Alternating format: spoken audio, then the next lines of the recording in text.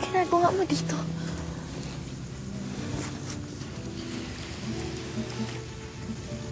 Nandito ako para alagaan ka.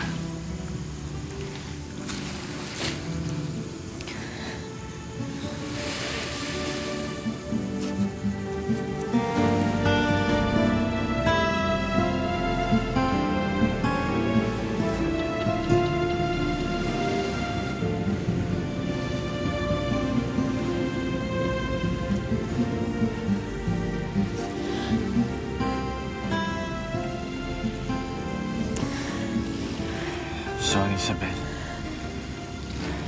Alam ko nasaktan kita. Hindi ko naisip ko na nararamdaman mo. Masyado ako naging ma-pride. Tinis kita masyado. Hindi ko dapat ginawa yun. Manuel, ako nga dapat na mag-sorry sa'yo eh. Dahil hindi ko sinabi kung nasan ako.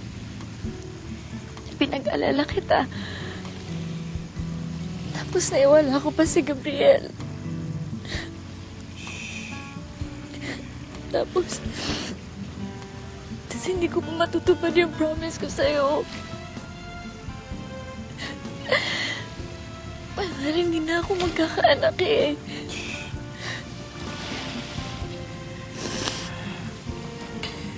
Kung may isipin yan, ang importante magpagaling ka. Nandito ako para alagaan ka. Kailangan kang gumaling. Wala akong pakialam. Kahit tumanda tayong dalawa lang. Basta magkasama tayo. Magiging masaya tayo. Mahal na mahal ka.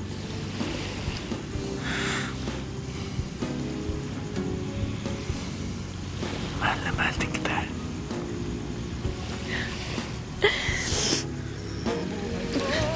Ay para sa'yo, tanging ikaw lamang ang iibigin. Isa pa? Tama na yan. Parang na akong bata eh. Siyempre, baby kita. Naku, baka masanay ako niyan ah. Ay, no. Kahit pagsilbihan kita habang buhay, gagawin ko. Hindi ba dapat akong gumagawa niyan sa'yo? Bakit ikaw? Ako ang dapat nagsisilbi sa'yo. Hindi ka pwede magreklamo. Sige, may kukuhanin lang ako ha.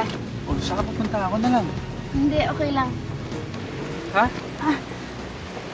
Manuel? Manuel, pakitawagan si Drew. Si Ben? Si Ben?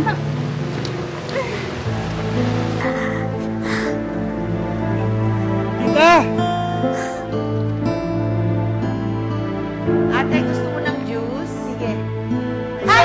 Ano ba yan? Diyos ko! Naku, bakit na nangyayari?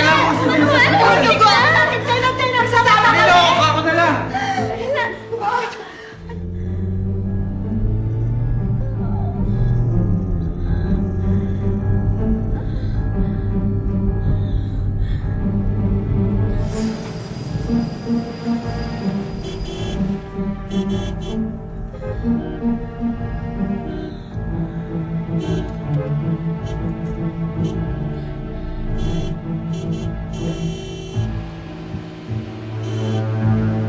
Tulungan niyo kami! Tulungan niyo kami! Ano yan? Bakit? Punya. Handa na. Diretso, diretso, diretso. Dok! Dok! Nurse, dali niyo na yan dito. Dadaan na pagbuhat, ha? Yes, pakikuha yung baby. Guys, I'm going to take care of her.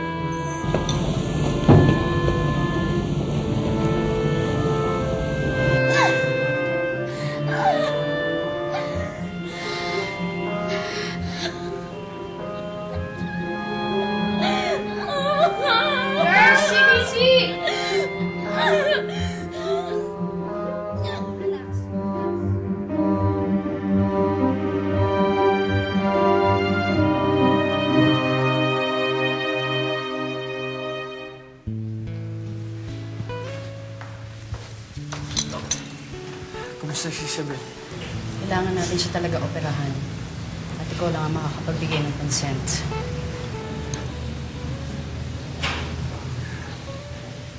Basta gawin yung lahat. Kung ano naharapan.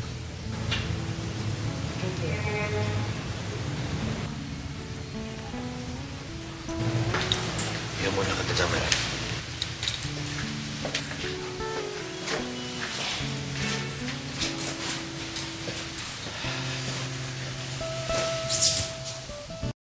Natatakot ako. Huwag ka matakot. Nandito lang ako. Maghintay ako sa'yo. Paano pag may nangyari sa akin sa loob? Hindi ka papabayaan ni Doc. Okay? Mahal na mahal kita. Mahal na mahal din kita. Hintayin kita. Huwag ka matatakot, okay?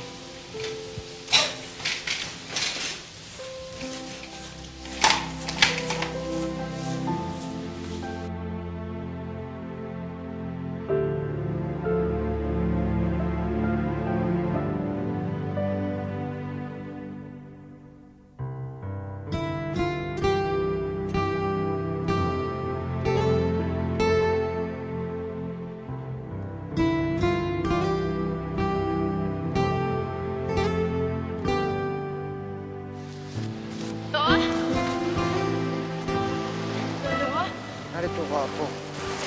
Hindi naman kita iiwanan eh.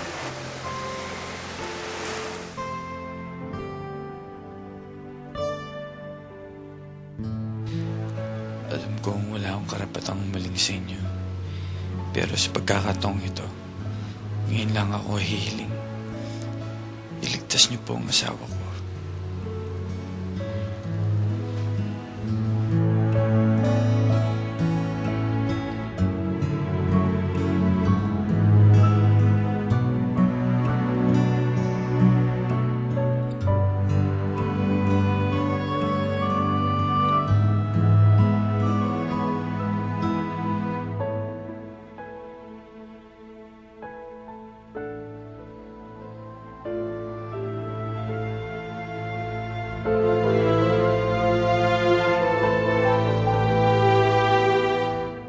Tatagan mo ang sarili mo. Huwag kang bibitaw. Hanggang hindi ko na kaya. Nahihirapan na talaga ako eh.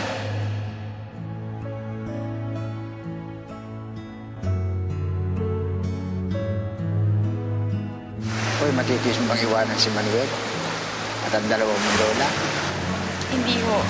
Pero nahihirapan lang ho talaga ako, Lo eh. Hirap ka na talaga. Opo. Halika. Maglasap ka.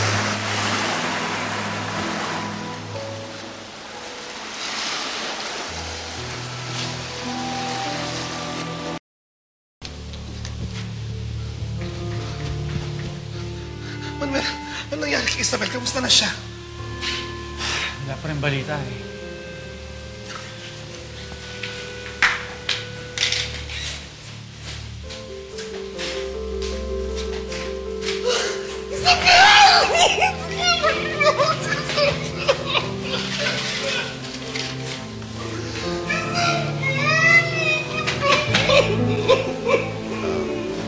Manuel, ligtas si Isabel. Ha? Nandun siya sa recovery room. Sino to? Ay! Ano ba? Kainin mo nga yan! Dok, kumusta yung tumor? Cancer, Manuel. Nag-uumpisa pa lang kaya hindi pa ganun kakalat.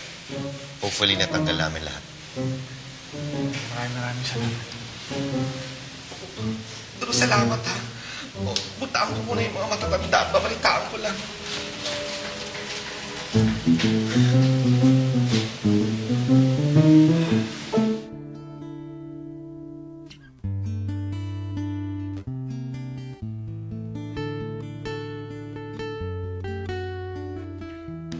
Sabi ni Doc, okay ka na daw. Wala na yung tumor. Mabuti na lang naagapan.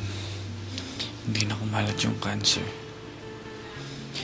Pero sabi rin ni Doc, baka malabo na raw ito ay talagang magkaanak. Hindi bale. Okay lang yun. Wala na mas importante sa akin kundi ikaw.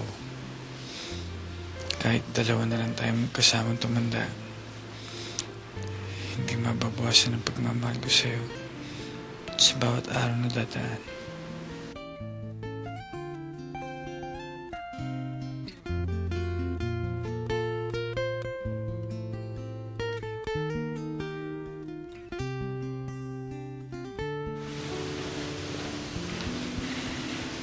Dok, maraming salamat talaga.